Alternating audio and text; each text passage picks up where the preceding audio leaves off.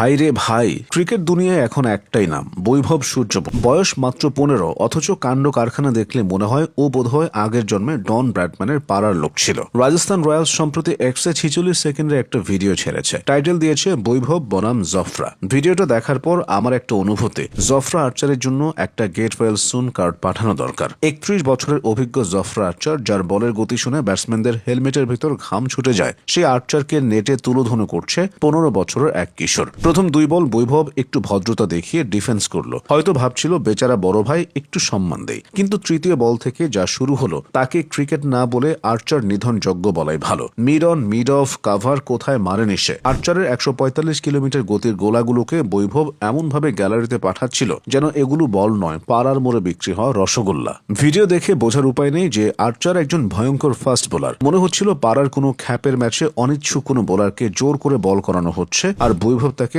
আচ্ছা করে ধোলাই দিচ্ছে। আইপিএলে কত বাঘা বাঘা বোলার আছে, কিন্তু জফরা তো একটাই। সেই স্পেশাল জফরাকে যদি নেটে এমন অত্যাচার সইতে হয়, তবে মাঠের অন্য বেচারা বোলারদের অবস্থা কি হবে? তাদের কথা ভাবলে তো এখন থেকে মায়া লাগছে। বৈভবের ব্যাটিং স্টাইল নিয়ে কথা বললে একটা জিনিস পরিষ্কার, ওর কাছে লেগ সাইড মানেই হলো নিজের ড্রয়িং রুম। সেখানে ও যা খুশি তাই করে। লেগ সাইডে বাউন্ডারি পার করা ওর কাছে অনেকটা ডাল ভাত খাওয়ার মতো সহজ। অনেকে ডালে নুন কম হলে বিরক্ত হন, বৈভবও মনে হয় বল লেগ সাইডে না পেলে বিরক্ত হয়। লং অন থেকে শুরু করে স্কোয়ার লেগ পর্যন্ত যে বিশাল একটা আর্ক বা এলাকা আছে, সেখানে বৈভবের একচ্ছত্র আধিপত্য।